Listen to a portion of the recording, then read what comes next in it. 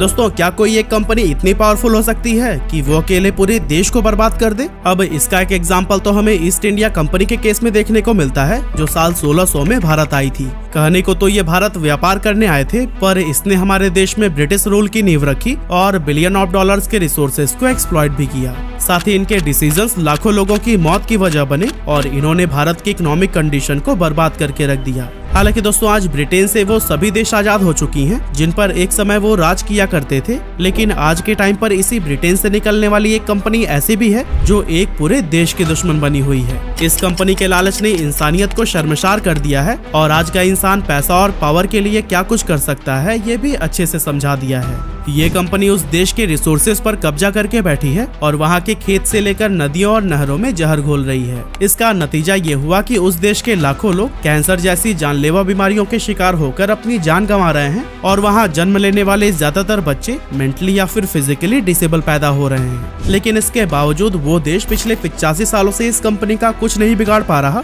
और शायद फ्यूचर में भी कुछ नहीं कर पाएगा। जी हाँ दोस्तों, जिस कंपनी की मैं बात कर रहा हूँ उसका नाम है शेल, जो कि ब्रिटेन की एक multinational oil and gas company है। अब शेल कैसे लोगों की जिंदगियां तबाह कर रहा है, इसे जानने से पहले हमें इस कंपनी के हिस्ट्री को थोड़ा जान लेना चाहिए।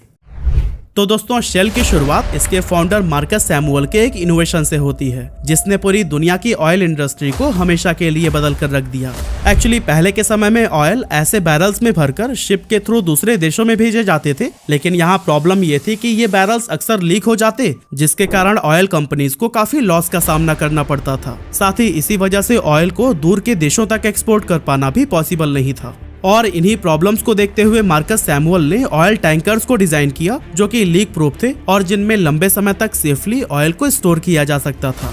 साल 1892 में मार्कस ब्रिटेन से अपने इन ऑयल टैंकर्स में ऑयल भरकर निकलते हैं और इजिप्ट के स्वेज कैनाल से होते हुए अपनी शिप को इंडोनेशिया और थाईलैंड तक लेकर जाते हैं। वैसे आपको बता दूं कि इससे पहले तक यूरोपियन ऑयल को एशिया ले जाने का एक ही रास्ता हुआ करता था, जो कि जमीन से होकर गुजरता था। लेकिन समुद्री रास्ते से ऑयल ले जाने की वजह से इसकी ओवरऑल कॉस्ट काफी कम हो जाती है और मार्कस को मोटा मुनाफा होता है। मार्कस के पिता एक जमाने में शी सेल्स का एक्सपोर्ट किया करते थे, जिस कारण मार्कस अपनी कंपनी का नाम शेल रख लेते हैं। दोस्तों, उस टाइम पर दुनिया के पूरे ऑयल बिजनेस पर स्टैंडर्ड ऑयल नाम की एक कंपनी की मोनोपोली हुआ करती थी, जिसके मालिक जॉन डी रॉकफेलर थे। अब अगर आप इन्हें नहीं जानते तो मैं आपको बता दूं कि जॉन डी हिस्ट्री के सबसे अमीर लोगों में गिने जाते हैं। अगर उनकी वेल्थ को आज के हिसाब से एडजस्ट करें तो ये करीब 600 बिलियन डॉलर हुआ करती थी, जो कि इलॉन मस्क की वेल्थ से 3 गुना ज्यादा है। मार्कस सैमुअल की सक्सेस देखकर स्टैंडर्ड ऑयल भी उन्हें अप्रोच करती है, जो चाहती है कि मार्कस अपने टैंकर से उनका ऑयल भी एक्सपोर्ट करें और बदले में अच्छी खासी कमीशन हासिल करें। लेकिन मार्कस के दिमाग में तो एक नेक्स्ट लेवल प्लान दस्तक दे रहा था। एक्चुअली वो किसी दूसरे का नहीं बल्कि खुद अपना ऑयल एक्सपोर्ट करना चाहते थे, जिसके लिए मार्कस ने रॉयल डच पेट्रोलियम से पार्टनरशिप कर ली। मार्कस का यह प्लान कामयाब होता है और अगले सिर्फ 20 सालों में शेल स्टैंडर्ड ऑयल को रिप्लेस करके दुनिया की सबसे बड़ी ऑयल सप्लायर बन जाती है। शेल का डोमिनेंस इतना ज्यादा बढ़ चुका था कि वर्ल्ड वॉर 1 में एलाइड फोर्सेस की जीत का कारण भी इसी कंपनी को ही माना जाता है। हालांकि दोस्तों, शेल जानती थी कि ऑयल का बिजनेस काफी अनस्टेबल है। ऐसा इसलिए क्योंकि ये नेचुरल रिसोर्स काफी लिमिटेड कंट्रीज के पास है और कोई भी कंट्री अपने ऑयल का मैसिव एक्सप्लॉयटेशन नहीं चाहती। शेल समझ चुकी थी कि अगर अपना बिजनेस लगातार एक्सपेंड करना है तो उन्हें एक ऐसे देश की जरूरत है जिसके रिसोर्सेज को वो बिना कोई रोक टोक के जितना चाहे एक्सप्लॉइट कर सके। ये कंपनी एक ऐसे देश की तलाश में थी जहां ऑयल रिजर्व पर्याप्त मात्रा में मौजूद हो, जहां के लोगों को एम्प्लॉयमेंट का लालच देकर अपनी तरफ किया जा सके और जिस देश की सरकार को पैसों के दम पर खरीदना आसान हो। शेल की ये खोज नाइजीरिया कंट्री पर जाकर रुकी, जहां अफ्रीका के सबसे बड़े ऑयल एंड नेचुरल गैस के रिजर्व मौजूद थे। लेकिन प्रॉब्लम ये थी कि बेसिक इंफ्रास्ट्रक्चर की कमी के कारण नाइजीरिया की गवर्नमेंट अपने इन रिसोर्सेज से कुछ खास पैसे नहीं कमा पा रही थी। ऐसे में शेल नाइजीरियन गवर्नमेंट से ये डील करने की ट्राई करता है कि वो अपनी सारी ऑयल फील्ड का कंट्रोल इस कंपनी को सौंप दे। अब शुरुआत में शेल अपने बुरे मंसूबों में कामयाब नहीं होता और नाइजीरियन ऑफिशियल्स कंपनी के इस डिमांड को ठुकरा देते हैं। लेकिन फिर शेल ने एक ऐसी चाल चली जिससे उन्होंने नाइजीरियन गवर्नमेंट को अपनी तरफ कर लिया। आरोप ये है कि शेल ने नाइजीरिया के अलग अलग ऑफिशियल्स को टोटल $1 बिलियन से भी ज्यादा की ब्राइब दी और यहाँ तक कि नाइजीरिया के उस समय के प्रेसिडेंट को भी $300 मिलियन दिए थे। और इस तरह से साल 1937 में शेल नाइजीरिया में एंटर हो जाती है और यहाँ के 250 से भी ज्यादा तेल के कुओं पर इसका कंट्रोल हो जाता है। साथ ही इन्हें नाइजीरिया में नई ऑयल फील्ड्स को खोजने की भी परमिशन मिल जाती है, जो कि अल्टीमेटली इस देश की बर्बादी की कहानी लिखती है। दोस्तों, शेल ने नाइजीरिया में जगह जगह पर ड्रिलिंग शुरू कर दी और हर उस एरिया में ऑयल खोजा जहां उन्हें इसके 1% होने के भी चांस लगते थे। कई सारे एरियाज तो ऐसे ही ड्रिल करके छोड़ दिया जाता था और इसके बाद से लोगों के बचाव के लिए कोई कदम नहीं उठाए जाते। रिजल्ट ये हुआ कि जमीन से निकलता ऑयल कभी खेतों में तो कभी नदियों और नहरों में बहता हुआ नजर आता था और इस ऑयल ने किसानों की फसलों को बर्बाद कर दिया और मिट्टी में कई तरह के जानलेवा केमिकल्स को घोल दिया। कई जगहों पर तो पानी में इतना ज्यादा ऑयल मिक्स हो जाता था कि लोगों को ऑयल में ही तैरकर नदी पार करनी पड़ती थी और उनके पास पीने के लिए भी एक बूंद पानी नहीं बचा था। हाल तो ये था कि अगर कोई अपने खेत में या फिर नदी के आसपास माचिस भी जला दे तो वहाँ पर आग लग जाया करती थी।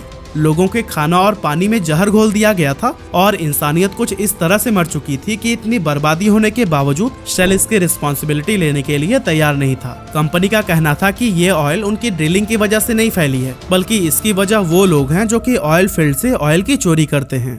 अब दोस्तों, जरा हार्वर्ड की इस रिपोर्ट को देखिए जिसमें 12 जनवरी 1998 को हुई एक घटना के बारे में बताया गया है। इस दिन एक ऑयल पाइपलाइन फटने की वजह से नाइजर रिवर में 40,000 बैरल्स ऑयल बह जाता है, जिसके कारण 30,000 से ज्यादा फिशरमैन और 350 फार्मिंग कम्युनिटीज के रोजगार पर ताला लग गया। तब से लेकर अब तक नाइजर नदी के किनारे रहने वाली महिलाएं जब भी बच्चे को जन्म देती हैं तो 50% से ज्यादा केसेस में उनका बच्चा जन्म के पहले 1-2 महीने में ही मर जाता है और अगर वो जिंदा बच भी जाए तो उसमें कोई न कोई विकलांगता तो जरूर देखने को मिलती है।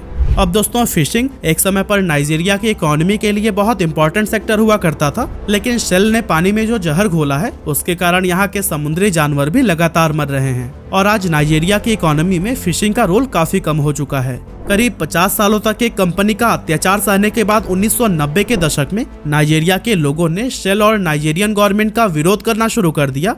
शेल के ट्रक्स को रोका जाता था और उनकी ऑयल फील्ड्स में काम करने वाले विदेशी इंजीनियर्स को देश छोड़कर जाने की धमकी दी जाने लगी। कई सारे ऐसे मौके भी देखने को मिले जब लोकल लोगों ने शेल के ऑयल वेल्स में आग लगा दी और कंपनी का मिलियंस ऑफ डॉलर्स का नुकसान करा दिया।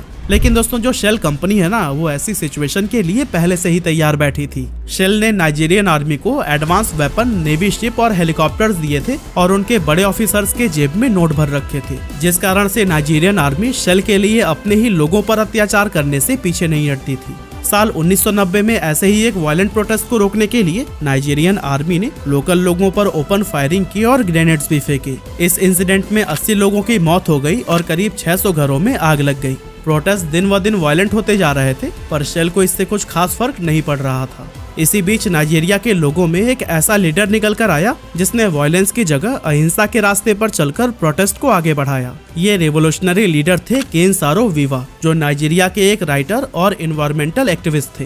केन जो हैं वो सेव द एनवायरमेंट नाम का एक कैंपेन चलाते थे, जिसके तहत उन्होंने यूनिवर्सिटीज, हॉस्पिटल्स और अलग अलग विलेजेस में जाकर शेल की असलियत लोगों को बताई और उन्हें अपने मूवमेंट से जुड़ने की अपील की।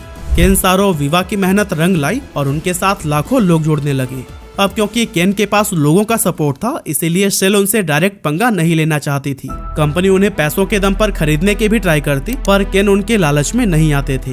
पर दोस्तों, जब सारे तरीके फेल हो जाते हैं तो शेल केन को रोकने के लिए एक बेहद घटिया चाल चल देती है। 21 मई 1994 को ओगानी कम्युनिटी के 4 चीफ्स को मार दिया जाता है और कुछ लोकल लोगों को रिश्वत देकर केन को इसका जिम्मेदार ठहरा दिया जाता है। अब क्योंकि केन खुद ओगानी कम्युनिटी से आते हैं तो इसका उनकी छवि पर बहुत निगेटिव इम्पैक्ट पड़ता है और केन की पॉपुलैरिटी भी कम होने लगती है। आगे चलकर नाइजीरियन गवर्नमेंट केन को अरेस्ट कर लेती है और नवंबर 1995 में उन्हें इस झूठे इल्जाम में फांसी की सजा दे दी जाती है। दोस्तों, 1937 से शुरू हुआ ये एक्सप्लॉयटेशन आज भी चल रहा है और नाइजीरिया के लोग आज भी शेल के खिलाफ प्रोटेस्ट कर रहे हैं।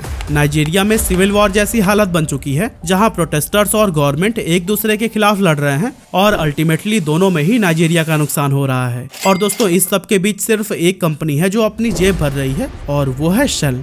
लेकिन अब सवाल उठता है कि नाइजीरिया की गवर्नमेंट शेल के खिलाफ कोई एक्शन क्यों नहीं ले रही, और क्या वहाँ के गवर्नमेंट ऑफिशियल्स पैसे की चमक में इतने अंधे हो चुके हैं कि उन्हें अपने लोगों की दर्दनाक हालत भी नहीं दिखाई दे रही। एक्चुअली दोस्तों, अगर हम नाइजीरियन गवर्नमेंट को दी गई ब्राइब्स को थोड़ी देर के लिए भूल भी जाएं, तो फिर शेल को नाइजीरिया के ऑयल रिजर्व सौंपने के कुछ और भी रीजंस थे। पहला तो ये कि नाइजीरिया की गवर्नमेंट खुद इन ऑयल रिजर्व का प्रॉफिट नहीं उठा पा रही थी और न ही उनके पास इससे जुड़ा इंफ्रास्ट्रक्चर बिल्ड करने के लिए पर्याप्त पैसे थे। इसीलिए क्विक मनी के लालच में आकर उन्होंने शेल को ये सारी रिस्पॉन्सिबिलिटी सौंप दी।